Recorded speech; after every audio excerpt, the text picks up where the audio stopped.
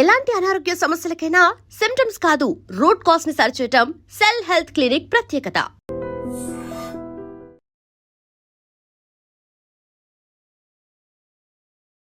Welcome to I dream media. So మహిళల్లో heart attack అంటే ఈ మధ్యకాలంలో ఈ కేసులు ఎక్కువగా నమోదవుతున్నాయి. మహిళల్లో హార్ట్ అటాక్ అనేది ఎక్కువగా చూస్తున్నామని చెప్తూ ఉన్నారు. దీంట్లో వాస్తవం ఎంత? మహిళలకి హార్ట్ అటాక్ వస్తే అసలు ఎలాంటి లక్షణాలు కనిపిస్తాయి? సో ఎలా గుర్తించాలి? టెస్ట్లు అంటే ఏమున్నాయి? మహిళల్లో హార్ట్ అటాక్ రాకుండా ఎలాంటి జాగ్రత్తలు తీసుకోవాలి? పూర్తి వివరాలు తెలుసుకుందాం. మనతో పాటు ఉన్నారు ప్రముఖ ఇంటర్వెన్షనల్ కార్డియాలజిస్ట్ డాక్టర్ ముఖర్జీ గారు. డాక్టర్ గారు నమస్తే అండి. నమస్తే అండి. డాక్టర్ గారు, జనరల్గా హార్ట్ అటాక్ గురించి మాట్లాడుకుంటే మెన్లో మాట్లాడతాము, కానీ విమెన్లో అప్పుడప్పుడు అడపదడప కేసులు అనేది మనం మాట్లాడాము. అయితే ఇప్పుడు ఉమెన్లో కూడా ఎక్కువగా కేసులు నమోదవుతున్నాయి, హార్ట్ అటాక్ ఎక్కువగా వస్తుంది అంటున్నారు. నిజమేనా డాక్టర్ గారు? అంటే ఉమెన్ లోపల హార్ట్ అటాకే ఒక ప్రధానమైన కారణం మరణానికి. ఉమెన్లో కూడా మరణానికి ప్రధానమైన కారణం కార్డియోవాస్కులర్ డిసీజే. కాకపోతే మెన్ కన్నా లేట్గా వస్తుంది విమెన్లో. అంటే మెన్కి 50 years అప్పుడు అలా వస్తే ఉమెన్కి 60 years అప్పుడు వస్తుంది. సో ఇప్పుడు ఏమవుతుందంటే స్లోగా ఆ అంతరం కూడా తగ్గిపోతుంది. ఉమెన్కి కూడా కొంచెం తొందరగా రావటం, ఉమెన్కి కూడా ఎక్కువ రావటం. మొన్న ఒక 31-year-old లేడీకి హార్ట్ అటాక్ వస్తే స్టెంట్ చేయడం జరిగింది. అంటే తక్కువ వయసులో హార్ట్ అటాక్లు రావటం అనేది మేల్స్లో ఎక్కువ చూసేవాళ్ళం. ఈ మధ్య విమెన్లో కూడా ఎక్కువ అవుతా ఉంది, ఖచ్చితంగా పెరుగుతా ఉంది. ఎక్కడ తేడా వచ్చింది డాక్టర్ గారు? అంటే అన్నీ మనకు తెలిసిన విషయాలే, కొత్తగా వచ్చిన తేడాలు ఏమి లేవు. అంటే డయాబెటీస్ రేట్స్ పెరగడం అనేది లేడీస్లో ఒకటి ఇంపార్టెంట్గా మనం అర్థం చేసుకోవాలి. యూజువల్గా లేడీస్లో ఎట్లా ఉంటుందంటే ఆ హార్మోనల్ ప్రొటెక్షన్ ఉంటుంది. అంటే మెనోపాజ్ దాటిన తర్వాతనే యూజువల్గా హార్ట్ అటాక్లు వస్తాయి. కానీ మెనోపాజ్ ముందే ఆ రిస్క్ ఉండేది 2 రకాలుగా వస్తుంది. ఒకటి షుగరు, రెండోది స్మోకింగ్కి ఎక్స్పోజ్ అవటం. అంటే అది ప్యాసివ్ స్మోకింగ్ అయినా సరే, ఇంట్లో ఎవరన్నా ఎక్కువ సిగరెట్లు తాగుతూ ఉన్నారనుకోండి, అక్కడ ఉండే లేడీస్కి కొంత రిస్క్, వాళ్ళకి బెనిఫిట్ పోతుంది, హార్మోనల్ వల్ల వచ్చే బెనిఫిట్ పోతుంది. సో అందుకని డయాబెటీస్ ఉన్న వాళ్ళకి ఆ డయాబెటీస్ పెరిగిపోవడం వల్ల, ఇప్పుడు మనకి ఎప్పుడైతే లైఫ్ స్టైల్ మారిపోయిందో, కొంచెం ఎక్సర్సైజ్ తక్కువ అయిపోవడం, ఇంట్లో ఉన్న గృహిణులకు కూడా ఇంతకుముందు వాళ్ళే అంట్లు తోముకోవడం, వాళ్ళే బట్టలు ఉతుక్కోవడం, వాళ్ళే అన్ని పనులు చేసుకోవటం ఉండేది. ఇప్పుడు సాధ్యమైనంత వరకు ఎవరు చేయట్లా. సో ఒక వాషింగ్ మిషన్ ఉంటుంది, ఒక ఫ్లోర్ క్లీనర్ ఉంటుంది, లేకపోతే ఒక మెయిడ్ ఉంటుంది. బట్ ఎవరికి పని అనేది ఎక్కువ లేదు, ఈజీ అవైలబిలిటీ ఆఫ్ ఫుడ్.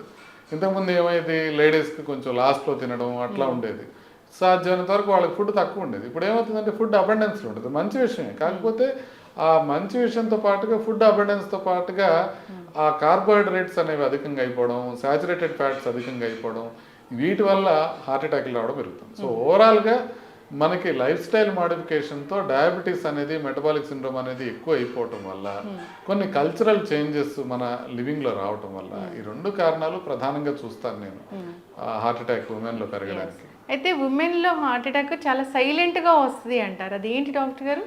అవునండి. ఇప్పుడు మనం మామూలుగా హార్ట్ అటాక్ అంటే ఏమనుకుంటాం, ఛాతీ మధ్య భాగంలో వస్తుంది, నడిస్తే ఎక్కువ అవుతుంది, లేకపోతే తగ్గుతుంది, విపరీతంగా నొప్పి వచ్చి ఇమీడియట్గా చూడగానే అందరికి అర్థమైపోతుంది, బో ఏదో హార్ట్ అటాక్ ఉంది, ఇమీడియట్గా దీన్ని తీసుకోవాలి. లేడీస్లో ఈ రకంగా రాదు.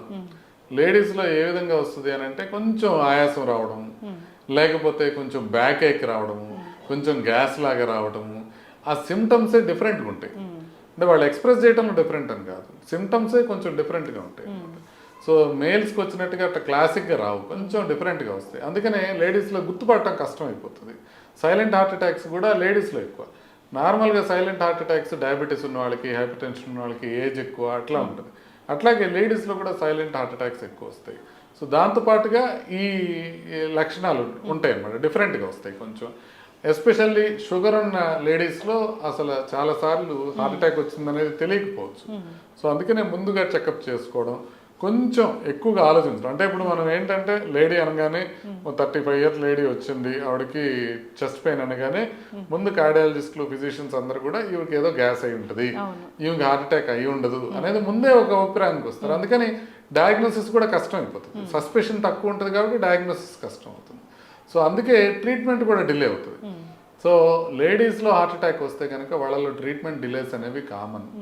దాంతోపాటుగా కొన్ని పరిశోధనలు ఈవెన్ వెస్ట్రన్ కంట్రీస్లో లేడీస్ అనేటప్పటికీ టాబ్లెట్స్ కూడా కరెక్ట్గా వెళ్ళవు, వాళ్ళకి ప్రొసీజర్లు కూడా కరెక్ట్గా జరగవు. యాంజియోప్లాస్టీలు కావచ్చు, స్టెంటింగ్లు కావచ్చు, ఇవన్నీ టైంకి జరగటం కానివ్వండి, పూర్తిగా జరగటం కానివ్వండి, వీటిల్లో ఈ మగ ఆడ అనే అంతరాలు ఈవెన్ అభివృద్ధి చెందిన దేశాల్లో కూడా ఉన్నాయి.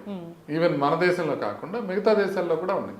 సో అట్లా కొంచెం లేడీస్లో గుర్తుపట్టడం కష్టమే కాకుండా ట్రీట్మెంట్ కూడా కొంచెం కష్టం అవుతుంది. ఓకే, ఇప్పుడు ఈ డయాబెటీస్, ఈ బీపీ ఇలా ఉన్న మహిళలు అసలు ఎన్నాళ్ళకు ఒకసారి టెస్ట్ అనేది చేయించుకోవాలి? ఈసీజీ కానీ ఇట్లా గుండెకి సంబంధించిన టెస్టులు కానీ అసలు ఎలాంటి టెస్టులు ఉన్నాయి? అంటే 40 years దాటితే లేడీస్ అందరూ కూడా ఒకసారి ఎకో టీఎంటీ అనే 2 టెస్టులు చేయించుకొని చూసుకోవాల్సి ఉంటుంది. అవి కనుక బాగున్నాయనంటే యూజువల్గా ఇమీడియట్గా మనం ప్రమాదం ఉండే అవకాశం తక్కువ. ఈ టెస్ట్లో కూడా ఎట్లుంటాయంటే టీఎంటీల్లో లేడీస్లో ఫాల్స్ పాజిటివ్స్ కొంచెం ఎక్కువగా ఉంటాయి. ఫాల్స్ పాజిటివ్ అంటే ఏంటంటే టీఎంటీ అబ్నార్మల్ ఉంటుంది కానీ యాంజియోగ్రామ్ నార్మల్ ఉంటుంది. అంటే వాళ్ళలో బ్లాక్స్ లేకపోయినా కూడా టీఎంటీ అబ్నార్మల్ వస్తుంది. దీన్ని ఫాల్స్ పాజిటివ్ అంటారు. అది లేడీస్లో చాలా కామన్గా ఉంటుంది. సో అందుకని ఈ టెస్టుల మీద కంప్లీట్గా రిలై కాలేము. బట్ బేసిక్ టెస్టులు అవైతే చేయించుకోవాలి. అది 40 years దాటిన తర్వాత అందరూ చేయించుకోవడంతో పాటుగా నొప్పి ఉన్నా, ఆయాసం వస్తున్నా, ఇంట్లో రిస్క్ ఫ్యాక్టర్స్ ఎక్కువ ఉన్నాయి, అంటే బీపీ, షుగరు, కొలెస్ట్రాల్ ఇలాంటి risk factors, genetic risk factors ఎక్కువ ఉన్నప్పటికీ కూడా వాళ్ళు కొంచెం ముందే చేయించుకోవాల్సిన 40 years దాకా ఆగకుండా ముందే చేయించుకోవాల్సిన అవసరం ఉంటుంది.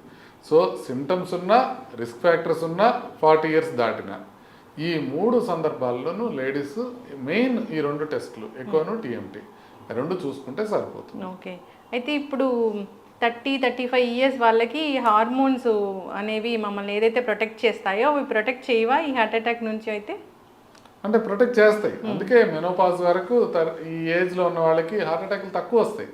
కాకపోతే ఈ 2 కారణాలతో షుగర్ ఉన్నా కూడా అది నలిఫై అయిపోతుంది. అట్లాగే ప్యాసివ్ స్మోకింగ్ ఉన్నా, యాక్టివ్ స్మోకింగ్ చాలా తక్కువ ఇంకా లేడీస్లో, బట్ ప్యాసివ్ స్మోకింగ్ ఉన్నా కూడా అది నలిఫై అయిపోతుంది. అట్లా కాకుండా కొన్ని వేరే ఫ్యాక్టర్స్ ఉన్నాయనుకోండి, వాళ్ళకి కొలెస్ట్రాల్ ఉండొచ్చు, బీపీ ఉండొచ్చు, ఒబెసిటీ ఉండొచ్చు, మానసిక ఒత్తిడి ఉండొచ్చు, ఇవన్నిటితో కూడా రిస్క్ పెరుగుతుంది. సో రిస్క్ ఫ్యాక్టర్స్ లేకపోతే సంగతి ఇది మనకి హార్మోనల్ ప్రొటెక్షన్. రిస్క్ ఫ్యాక్టర్స్ ఉన్నప్పుడు హార్మోనల్ ప్రొటెక్షన్ అంత బాగా పనిచేయదు. సో అందుకని వచ్చే అవకాశం ఉంటుంది. ఇప్పుడు ఈ కోవిడ్ వ్యాక్సిన్, కరోనా వచ్చింది, చాలా ట్రీట్మెంట్ తీసుకున్నారు, స్టెరాయిడ్స్ ఇచ్చారు అనేది వీళ్ళకి కూడా వర్తిస్తుందా? అందరికీ వర్తిస్తుంది, లేడీస్కి కూడా వర్తిస్తుంది. యాక్చువల్లీ లేడీస్లో కూడా మనకి ఈ కోవిడ్ తరహా లక్షణాలు కానివ్వండి, కోవిడ్లో ఎఫెక్ట్ అవ్వడం కానివ్వండి, ఎస్పెషల్లీ ఒబీస్ లేడీస్, లావుగా ఉండే వాళ్ళకి చాలా ఎక్కువగా వచ్చినాయి problems. So vaccine side effects కూడా, అంటే కోవిషీల్డ్ లాంటి వ్యాక్సిన్తో వచ్చే సైడ్ ఎఫెక్ట్స్, బ్లడ్ క్లాట్స్ అనేవి లేడీస్లో అధికంగా ఉన్నాయి. అది ఆల్మోస్ట్ వాళ్ళలో 60% ఉంటే 40% మేల్స్లో ఉన్నాయి. కాకపోతే ఇప్పుడు మనం చూస్తున్న సడన్ కార్డియక్ డెత్స్లో, అన్ని సడన్గా ఆకస్మిక మరణాలు ఏదైతే చూస్తున్నాం, వీటిలో ప్రిడామినెంట్గా మేల్సే ఉండటం వల్ల మనకేమర్థం అవుతుందంటే మేబీ వ్యాక్సిన్ వల్ల కాదేమో అని. ఎందుకంటే వ్యాక్సిన్ లేడీస్లో ఎక్కువ ప్రాబ్లమ్స్ క్రియేట్ చేసింది, మేల్స్లో తక్కువ ప్రాబ్లమ్స్ క్రియేట్ చేసింది. కానీ ఇప్పుడు వస్తున్నది స్టిల్ మేల్స్లోనే ఎక్కువ వస్తుంది. సో అందుకని ఇది వ్యాక్సిన్ వల్ల కాదేమో అనేది మనకు అర్థమవుతుంది. ఈ రీసెంట్గా మీరు ఒక ఆర్టికల్ రాశారు, అంటే డెలివరీ తర్వాత ఉమెన్ చాలా జాగ్రత్తలు తీసుకోవాలి, వాళ్ళల్లో కూడా హార్ట్ ఇష్యూస్ అనేవి వచ్చేది ఉందని. అది ఎట్లా డాక్టర్ గారు? అంటే లేడీస్కి మాత్రమే స్పెసిఫిక్ కొన్ని జబ్బులు ఉంటాయి. దాంట్లో ఇది ఒకటి కామన్ జబ్బు అనమాట. దాన్ని పెరిపార్టమ్ కార్డియోమయోపతి అంటారు. పెరిపార్టమ్ కార్డియోమయోపతి అంటే డెలివరీ అయ్యే 1 నెల ముందు కానీ, ఒక 3 నెలల తర్వాత కానీ సడన్గా గుండె వీక్ అయిపోతుంది. పోలియో వస్తే మజిల్ ఎట్లా వీక్ అయిపోతుందో గుండె కండరం అట్లా వీక్ అయిపోతుంది. ఎవరిలో వస్తుందో ఎవరిలో రాదనేది జెనెటిక్ ఇన్ఫ్లుయెన్స్ మీద ఆధారపడి ఉంటుంది, మనం కంప్లీట్గా చెప్పలేము. సో అలా వస్తే కనుక ఇమీడియట్గా వాళ్ళకి ఆయాసం రావటము, పడుకుంటే ఆయాసం ఎక్కువైపోవడం, దగ్గు రావటము, కాళ్ళు వాపులు రావటం, ఇట్లాంటి సమస్యలు వస్తాయి. అలాంటివి వచ్చినప్పుడు ఒక్కసారి ఎకోకార్డియోగ్రామ్ చేసి చూసుకుంటే ఒకవేళ పంపింగ్ వీక్గా ఉంటే ప్రెగ్నెన్సీ వల్ల వచ్చిన ప్రాబ్లం కింద మనం దాన్ని భావించాలి. దాన్ని పెరిపార్టమ్ కార్డియోమయోపతి అంటారు. అలా ఉంటే కనుక దానికి ట్రీట్మెంట్ తీసుకుంటే చాలా మంది రికవర్ అయిపోతారు. మోర్ దాన్ 60% ఏమీ ప్రాబ్లం లేకుండా రికవర్ అయ్యే ఛాన్సెస్ ఉంటాయి. ఒక 40% మాత్రం కొంచెం పంపింగ్ ఇంప్రూవ్ కాకపోయినా, లేకపోతే డిటరేట్ అయినా అయ్యే అవకాశం ఉంటుంది. సో దాన్ని ఈజీగా తీసుకోకూడదు. ఒకసారి కనుక ప్రెగ్నెన్సీలో ఆ సమస్య వస్తే తర్వాత మళ్ళీ ప్రెగ్నెంట్ అయితే రికవర్ అయిపోయినా కూడా మళ్ళీ అదే వచ్చే అవకాశం ఉంటుంది. అందుకనే ఒకసారి ప్రెగ్నెన్సీలో పెరిపార్టమ్ కార్డియోమయోపతి వస్తే ఇక మళ్ళీ 2వ ప్రెగ్నెన్సీకి వెళ్ళొద్దు అని చెప్తా ఉన్నట్టు, వాళ్ళు రికవర్ అయినా కూడా. సో అందుకోసమనే రికవరీ అయ్యే అవకాశం ఉంటుంది, బట్ రికవరీ అయిన తర్వాత కూడా వాళ్ళు జాగ్రత్తలు తీసుకోవాల్సిన అవసరం ఉంటుంది. Yes sir. సో డాక్టర్ గారు, ఉమెన్లో హార్ట్ అటాక్, హార్ట్ ఇష్యూస్ గురించి మాట్లాడుతున్నాం కాబట్టి ఒక 40 నుంచి మనం ఈ టెస్ట్లు అనేవి హార్ట్కి సంబంధించి చేయించుకుంటే మంచిదా? ఖచ్చితంగా హార్ట్కి సంబంధించిన టెస్ట్లు అన్ని 40 తర్వాత చేసుకోవాలి. ఓకే. ఇప్పుడు ఈవెన్ యాంజియోగ్రామ్ తీసుకున్నారనుకోండి, యాంజియోగ్రామ్లో కూడా లేడీస్లోను మెన్లోను డిఫరెంట్గా ఉంటాయి. లేడీస్లో కొంచెం రక్తనాళాల సైజు తక్కువ ఉండటంతో పాటుగా ఒక స్పెషల్ జబ్బు ఉంటుంది, స్కాడ్ అనే ఒక జబ్బు ఉంటుంది రక్తనాళాల్లో, స్పాంటేనియస్ కరోనరీ ఆర్టరీ డిసెక్షన్ అంటారనమాట. అంటే రక్తనాళం గోడల లోపల చీలికలు ఏర్పడడం, దాంతోపాటుగా ఇరోజన్ అంటారనమాట. అంటే మామూలుగా మనం హార్ట్ అటాక్లు ఎట్లా వస్తాయి, ప్లాక్ వస్తుంది, కొలెస్ట్రాల్ ప్లాక్. ఆ కొలెస్ట్రాల్ ప్లాక్ దాని మీద క్లాట్ ఫామ్ అయ్యి దాంతో వస్తుంది. అంటే ప్లాక్ రప్చర్ అయ్యి ఆ ప్లాక్ రప్చర్ మీద క్లాట్ ఫామ్ అయ్యి మనకి హార్ట్ అటాక్ వస్తుంది. లేడీస్లో కొంత డిఫరెంట్గా ప్లాక్ ఇరోజన్ అని ఏర్పడుతుంది. అంటే పెద్ద పగుళ్ళు కాకుండా చిన్నగా గీరుకున్నట్టుగా చిన్న ప్రాబ్లమ్స్ వచ్చినా కూడా వాళ్ళ క్లాట్స్ వస్తాయి. సో అందుకని ఈ ప్లాక్ ఇరోజన్ అనేది ఒక కొత్త మెకానిజం అనమాట లేడీస్లో హార్ట్ అటాక్ రావడానికి. ఇలా లేడీస్లో రక్తనాళాల్లో కూడా డిఫరెన్సెస్ ఉంటాయి. సో 40 years దాటిన తర్వాత అందరూ చెకప్ చేయించుకోవడం మంచిది. అసలు ఇంకా ముందే కొంచెం ఇప్పుడు 20-25 దాటినప్పుడే ఒకసారి కొలెస్ట్రాల్ ఎట్లా ఉంది, బీపీ ఎట్లా ఉంది, షుగర్ ఎట్లా ఉంది అనే బేసిక్ టెస్ట్లు అయితే చేయించుకుంటే మంచిది. అంటే ఇప్పుడు మనం చెక్ చేస్తే కానీ బీపీ ఎంత ఉందో తెలియదు, చెక్ చేస్తే కానీ కొలెస్ట్రాల్ ఎంత ఉందో తెలియదు. చాలా మందికి షుగర్ కూడా సైలెంట్గానే ఉంటుంది. సో అందుకని అవి కూడా మనం చెక్ చేసుకొని చూసుకుంటే, ఒకటి మనం ఏదైనా ప్రాబ్లం వస్తే ముందే గుర్తుపట్టచ్చు, రెండోది ఏదైనా బార్డర్ లైన్ ఉంటే మనం అప్పటికే లైఫ్ స్టైల్ మార్పుతో దాన్ని కంట్రోల్ చేసుకోవచ్చు. ఇప్పుడు ఫర్ ఎగ్జాంపుల్ ప్రీ డయాబెటీస్ ఉందనుకోండి, ఇమీడియట్గా బరువు తగ్గి ఎక్సర్సైజ్ ఎక్కువ చేసి మనం దాన్ని కంట్రోల్ చేసుకోవచ్చు, అది డయాబెటీస్కి వెళ్ళకుండా. అదేవిధంగా ఈ ఫస్ట్ ప్రీ హైపర్ టెన్షన్ ఉందనుకోండి, బీపీని కూడా మనం ఎర్లీ స్టేజ్లోనే గుర్తించి మనం దాన్ని తగ్గించుకోవచ్చు. బీపీ అసలు ఎంత ఉంటే హార్ట్ మీద ప్రభావం చూపిస్తుంది? అసలు నార్మల్ ఇంటి దగ్గర 130/80 కన్నా తక్కువ ఉండటం నార్మల్.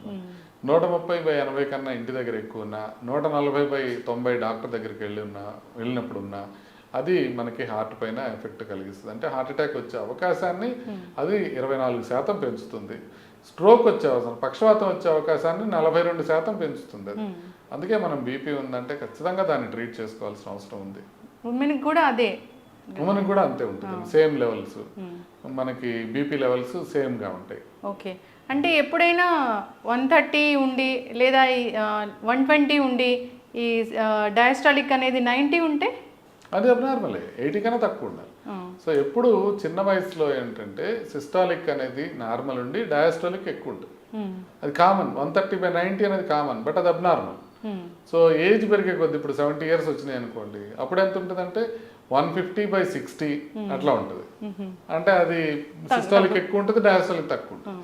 వాళ్ళకి ట్రీట్ చేయడం ఇంకొక ప్రాబ్లం, ఎందుకంటే వాళ్ళకి సిస్టాలిక్ ట్రీట్ చేద్దామని ట్రై చేస్తే డయాస్టాలిక్ పడిపోతూ ఉంటుంది. సో అందుకని ఆ జాగ్రత్తలు తీసుకొని డయాస్టాలిక్ పడిపోకుండా వాళ్ళకి ట్రీట్ చేయాలి. ఓకే. అయితే డాక్టర్ గారు, ఈ కార్డియాక్ అరెస్ట్ అని చెప్తారు కదా, హార్ట్ అటాక్ వేరు కార్డియాక్ అరెస్ట్ వేరు కదా, అయితే కార్డియాక్ అరెస్ట్ కూడా ఉంటుందా ఉమెన్లో? కార్డియాక్ అరెస్ట్ కదా సార్, ఉమెన్లో కూడా ప్రధానంగా చనిపోయే అవకాశం కార్డియాక్ అరెస్ట్. అంటే సడన్ గా ఒక 6 minutes ముందంతా మంచిగా ఉంటారు, అప్పటికప్పుడు హార్ట్ ఆగిపోవడం అట్లా జరుగుతుందా?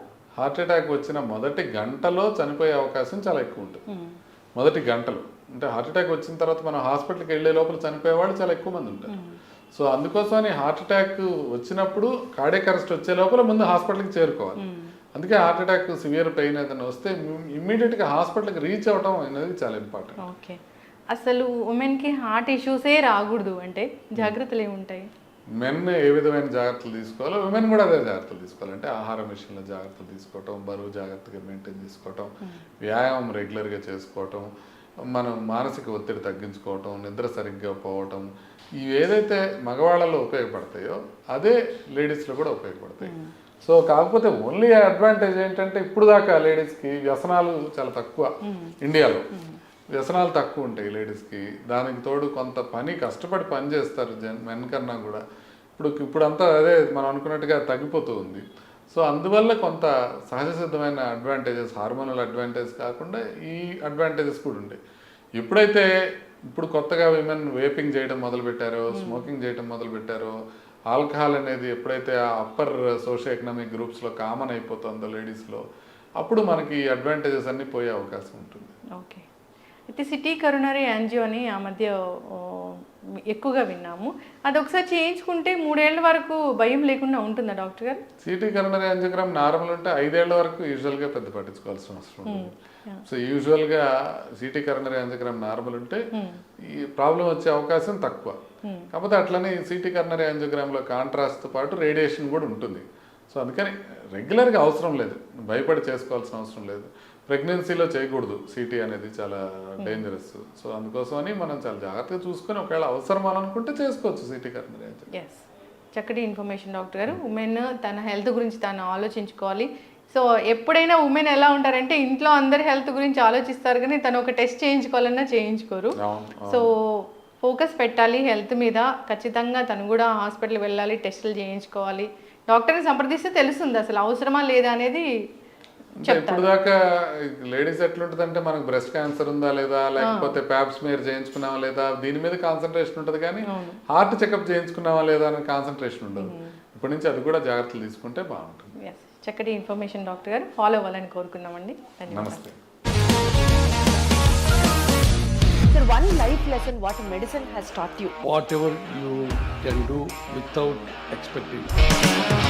బట్ ఐ రియలీ బిలీవ్ మన పాజిటివ్ యాటిట్యూడ్ ఉంటేనే మనం ఏదైనా సాధించగలం. గట్ని మనం కరెక్ట్గా డీల్ చేసినట్లయితే అది మనకి పాజిటివ్ హార్మోన్స్ని రిలీజ్ చేస్తుంది. షుగర్ వచ్చిన వాళ్ళ పరిస్థితి ఏంటి? పొట్ట దగ్గర పెరిగితే దాన్ని ఆండ్రాయిడ్ అంటారు, ఆండ్రాయిడ్ ఫోన్ కదా. అసలు థాట్స్ ఎందుకు వస్తాయి? బ్రెయిన్ డెడ్ అంటే దానికి ప్రపంచం అంతా కూడా కొన్ని నిర్దిష్టమైనటువంటి లక్షణాలు ఉంటాయి. మానసికంగా ధైర్యంగా ఉంటే క్యాన్సర్ జయించవచ్చు. You are a doctor for a cause sir, అంతే. వాళ్ళకి వచ్చిన ఆదాయం కాకుండా ఫ్రీ సర్వీస్ ఎంతమందికో చేస్తుంది. And don't forget to subscribe to iDream. And for more videos, please subscribe to iDream. Please subscribe to iDream. Please subscribe iDream. And please subscribe to iDream.